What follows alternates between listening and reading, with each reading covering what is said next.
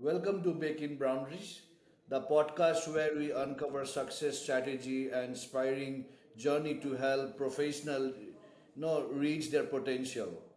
I am Souvik from Kryptonics, and I am very happy and thrilled to host our remarkable leader and career coach Kirthi Roberts, the CEO of Fiduci Consulting.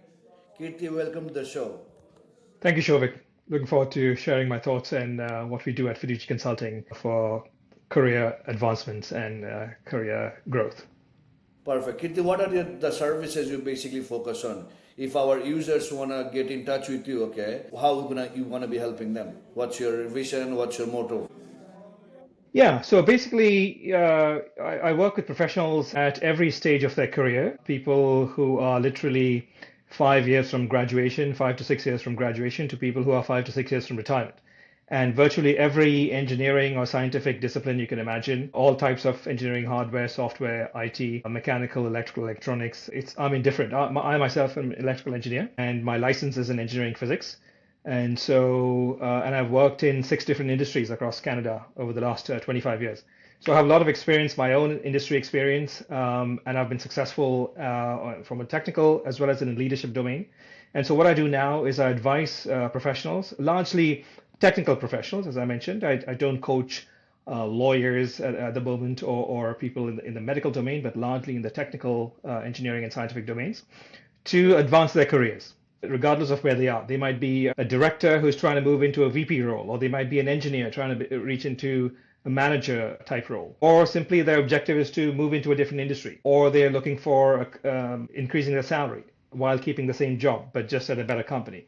So regardless of their objective, what I do is I strategize on what will work best given their objective and help them to get to where they're trying to go in the shortest possible time frame. And that's really what my expertise is and what I do for most of the clients. Amazing, amazing. Kirti, let's dive right into some of the common career hurdles, okay? Tech professional Sure. face. Are you ready? Yes, absolutely. Let's Perfect. let's do it. What what are the most common mistakes you see tech professional making when it comes to advising their career, and how do you help them overcome it? Absolutely, yeah. So I would say for people with a highly technical background, it might be strange to say this, but one of the most common mistakes is them focusing too much on improving their technical skills and communicating their technical skills, overly communicating their technical skills versus focusing on the business value that they actually bring to the table.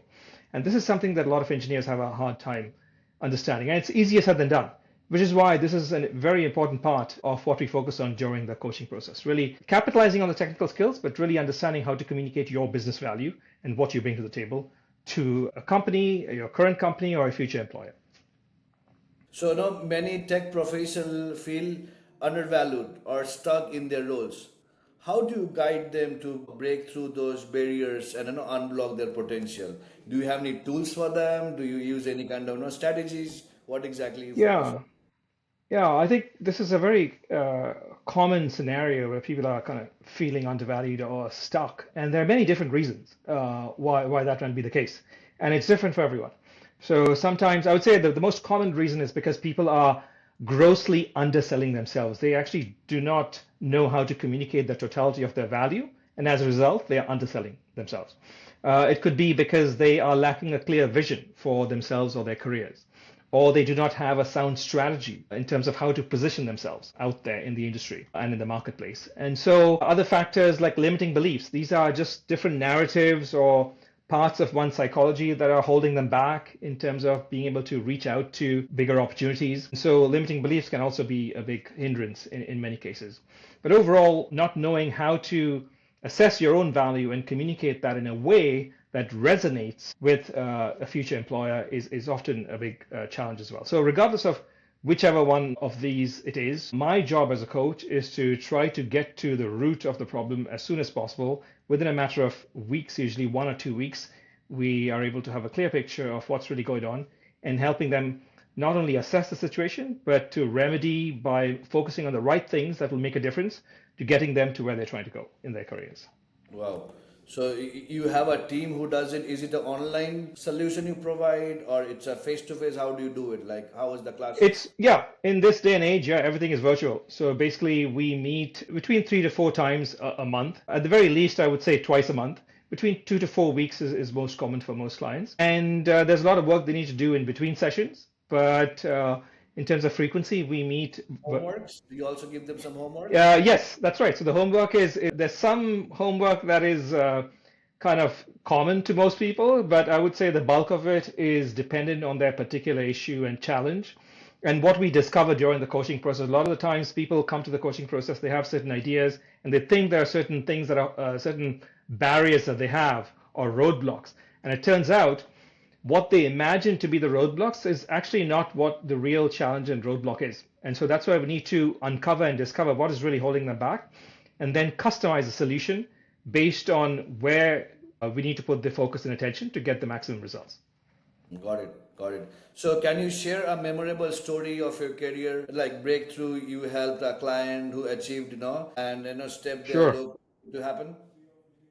Absolutely. I mean, there are lots of stories, lots of anecdotes and examples I can share. But if I were to pick one over the last 12 months, I would say there was an engineer who came to me. She is a lady engineer, a female engineer. She had a mechanical engineering background and but had done a lot of software engineering since graduating. She was working for a Fortune 500 company. So Fortune 500 has the largest 500 companies in the world, and it's pretty much a household name. And she was doing quite well, but she was not happy at this Fortune 500 company and wanted something bigger and better for herself and knew that she had the capacity, but she had applied to get into what are called Mag 7 companies. They used to be called FANG companies. Mag 7 are the Magnificent Seven, are the largest 7 companies on the planet. Companies. Yeah, so they're basically Apple, Microsoft, Google, Nvidia, Yeah. Meta, Amazon. These are mags. These are all Tesla. These are all kind of referred to as Mag 7. And so her goal was she came with a very clear goal in her case, and that's not always the case. Half the time people are not clear exactly what they want.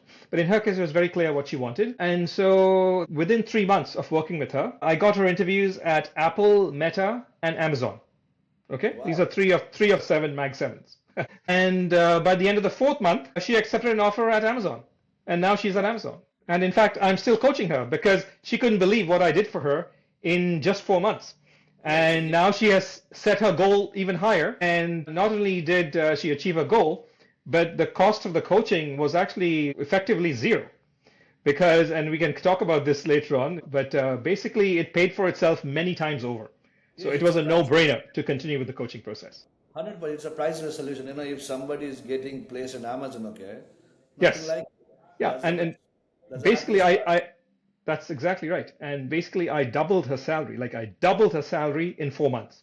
So this Wow. is not something most people are able to do. She tried on her own and wasn't able to do it. And we did it in 4 months, in 3 to 4 months. What I think as a CEO, a mentor is very, very much needed, to step Right. into the next step.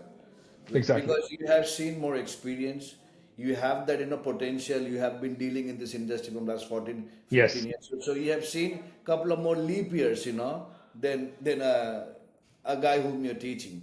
So it's always a win Exactly. to have a proper mentor like you. Amazing, amazing. Yeah. Yeah. Thank Now you. let's shift our focus to leadership. Okay, a topic that resonates deeply with tech professional.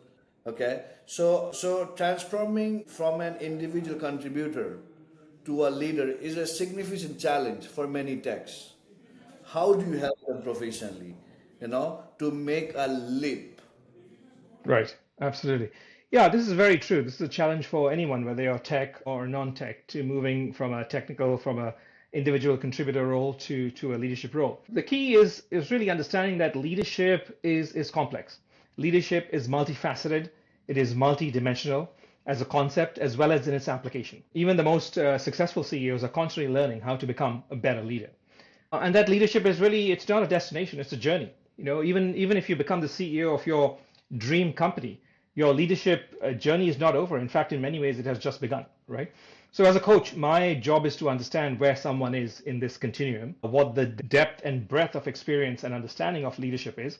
And depending on where they are and where they're trying to go, is to help them develop the right mindset. This is really important, as well as the skills and attributes and the profile that's needed to be seen, to be recognized, and to operate as a leader. So that's really, in a nutshell, what I do when someone is focusing on leadership roles. There's so many things, people would love to know from you, And I also think, I should need some, help from your side as well, so that, Absolutely, anytime.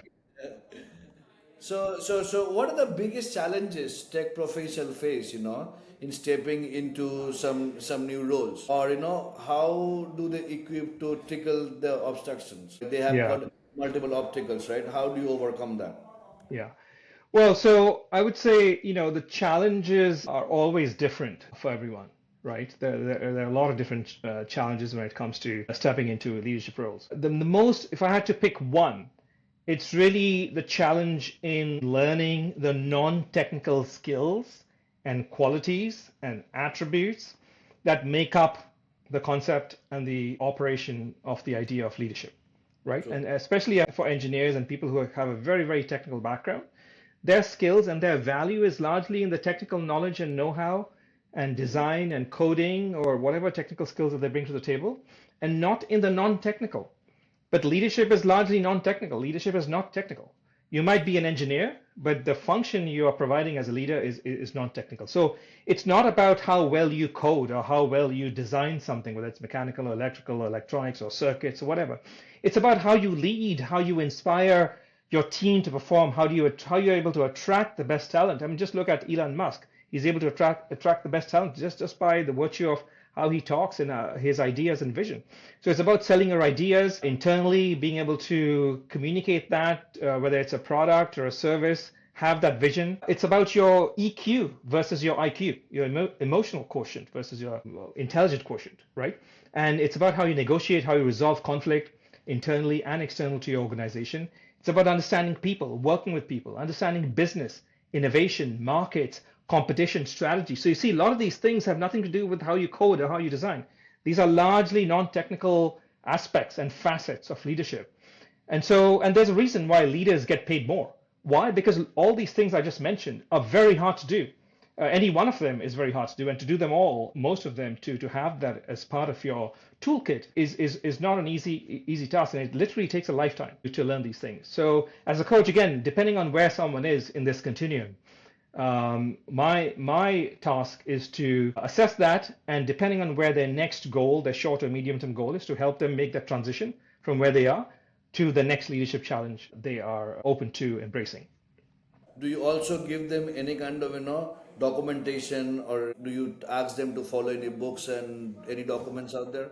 Absolutely, yeah. So, I mean, part of that is, I have a newsletter for clients and also for non-clients as well. And in there, once every couple of weeks, 2 to 3 weeks, I share, the books I'm reading on leadership and management and so on, as well as during the coaching process, depending on what issue we are tackling. I will share with them, some material to in the literature that they can look at to deepen their understanding of how to incorporate this into their being, because this is not just doing something one day. It's actually it takes years to often develop many of these skills. So Right. it's a continuous process.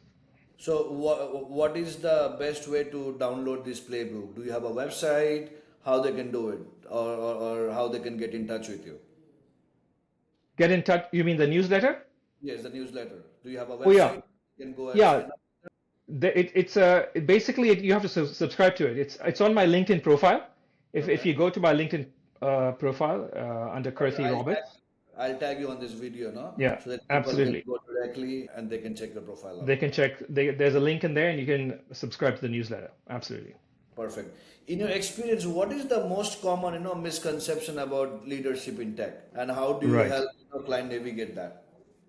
Yeah, so there are many different misconceptions, I would say. The most common is most engineers think that because they were a good engineer, that they would be a good leader and good manager. That's True. like Very, very people just seem to assume that.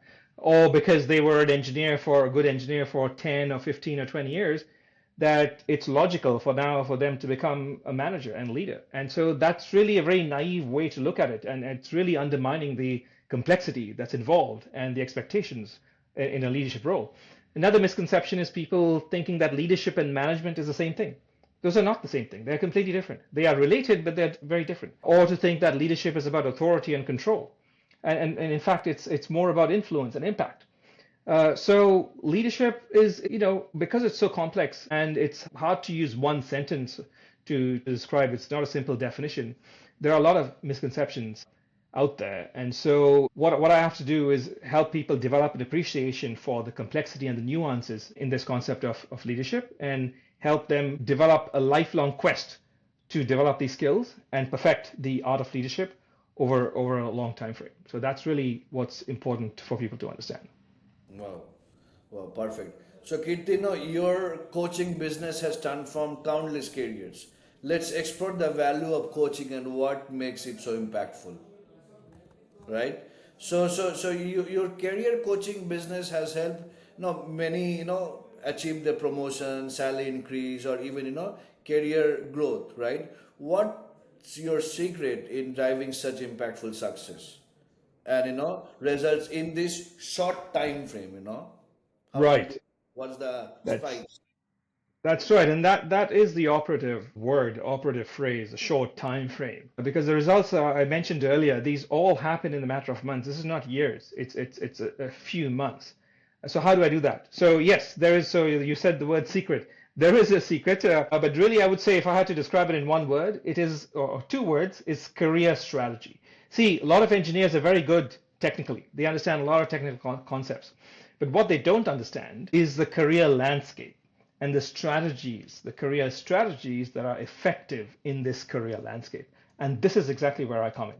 See, in electrical engineering, there's a concept called signal to noise ratio, SNR, it's referred to. What is that? It's really, the idea is to maximize the signal, to amplify the signal, and to minimize or attenuate the noise. You want to have that ratio as high as possible, so your high signal and low noise. This is how we get clear pictures on a video or on a picture, or how the sound quality is clear, is when you optimize and maximize the signal to noise ratio. This is the same concept applied for coaching. Okay, so the idea is to focus on the things that really matter and amplify and magnify those things that will really produce the signal, the result that you're after, which is that next raise or promotion, or moving into a Mag 7 company, or moving into a leadership role from a technical role. So whatever that is, the idea is to know where to focus the efforts. And my job as a coach is to make sure that people are not doing the things that are not going to matter, the noise, and focus on the one or two or three things that will really amplify the signal and get the results thereafter. So that is really, in a nutshell, what I do as a coach. And I would say, I guess that would be a trade secret on how I do it. And it's different from person to person, but in a nutshell, that is really how I operate. But so that's your secret sauce, huh? That's right, and that's how we produce results because we know exactly what to focus on, and it's different for each person. It's slightly different depending on their context, depending on their goal and where they are in the whole kind of their own development. But by focusing on that is how I'm able to produce results in a relatively short time frame, in a matter of months. So how do you ensure that your clients sees a strong ROI, like return of investment for their Right. coaching experience Yeah. with you? Absolutely. Great question. In fact, this is my favorite question because the results speak for itself. So this is actually very simple math. So let's say, today, if you take $1,000 and put it in the bank, at most in North America, the interest rate is 5%. You will get at most 5%. So at $1,000, you get $50 at the end of the year. Okay. 1/20th of what you put in. If you invest in the safest stock, it's really buying the index of the 500 most successful companies on the planet. It's called the S&P 500. You can buy the index. You get 7 to 8% at the end of the year. So that's one, or maybe maximum 10%, right? So 1/10 of what you put in at the end of the year you get. So here are the numbers for coaching. So I just gave you some basic numbers, putting the money in the bank or buying the safest index that has been growing at approximately 10% a year. 10%, With yeah. coaching, the ROI is not 1/10 or 1/20th, as I just mentioned in those two examples. It is between 5 to 20x. It's not a fraction, it's actually a multiple. So for most clients, I increase their salaries in the range of uh, 30, 40, $50,000 to up to and even above 100,000. So let's say 30 to $100,000 increase in salaries. Okay, Fixed and and around my 4 The 4 to 5 years coaching, approximately. exactly. This is where the multiple comes in, and the coaching fees are a few thousand.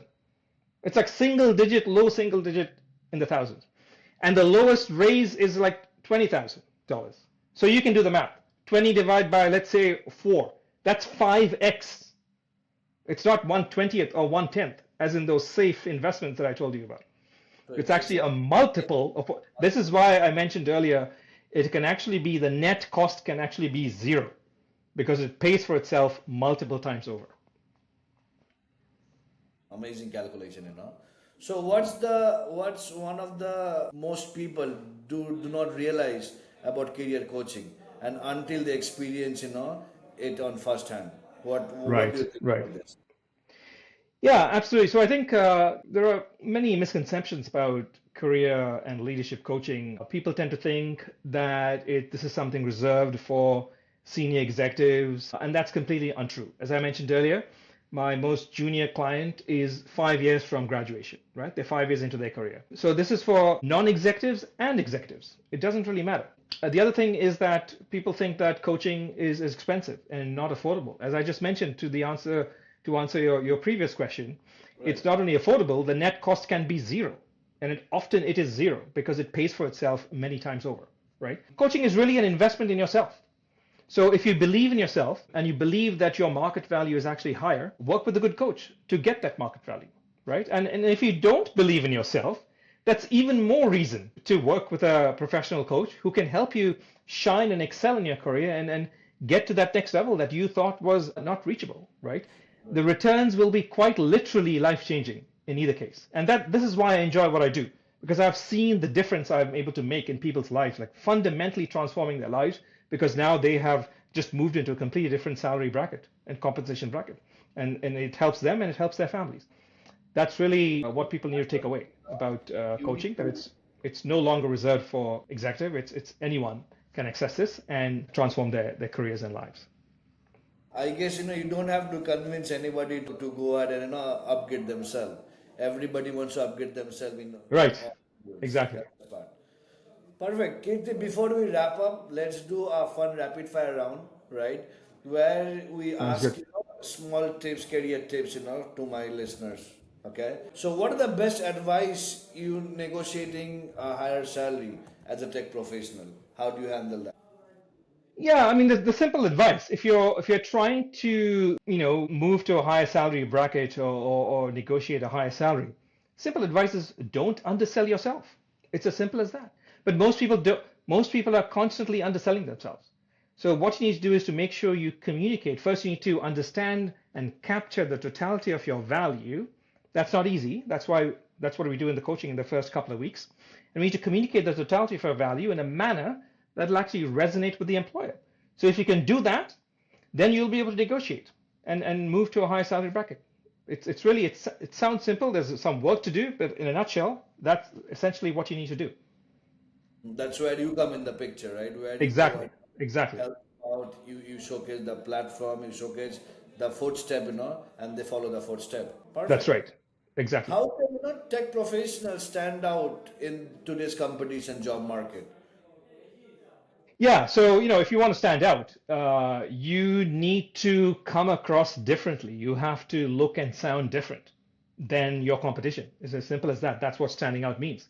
And the person who does that the best is the one that actually ends up getting the offer, right? Very simple. So the key is you need to strategically position yourself. And that's easier said than done, right? So there are three parts to positioning. You need to position it once you are able to capture the totality of your value. You need to then communicate that on your resume. You need to do the same thing on your LinkedIn. LinkedIn is a little bit different than the resume, but it's the same idea. You need to communicate on LinkedIn. But most importantly, the third part, you need to be able to do that in real time to the future employer, the hiring manager, or whoever the decision maker might be. And they need to get that message clearly, coherently, and in a compelling manner, right? And it has to resonate with what they're looking for. The value you're proposing, your value proposition, has to match the value proposition they're looking for, right? So really, at the end of the day, it's about strategically positioning yourself. And if you do that, then you'll be able to stand out and compete and be that person who actually ends up getting the offer. Perfect. So, what's one habit every tech professional should adopt to accelerate their career growth? Well, there's many, but if I had to pick one, I would say, and I'll give you a couple, but really fundamentally, the most important thing is mindset, right? You have to develop a mindset that's focused on growth. It's called the growth mindset. Another related mindset that's important is a mindset of abundance. It's called the abundance mindset. The opposite of these are the fixed mindset and the scarcity mindset. You need to fight that and focus on building or developing a growth mindset, an abundance mindset. Another thing is really trying to get a grasp of your limiting beliefs, and this is really, really hard to do. This is one thing I focus on during the coaching process. If you have limiting beliefs, those things are going to undermine your success, and it's going to prevent you from reaching out and putting yourself into areas or possibilities in your career where you could shine and where you could showcase your true value. Understanding your limiting beliefs and trying to fight those limiting beliefs is another challenge. And if you can't figure out how to strategically position yourself, how to fight these limiting beliefs, and how to develop the abundance mindset and the growth mindset, that's where, again, that's what coaching is for, and that's what I enjoy doing.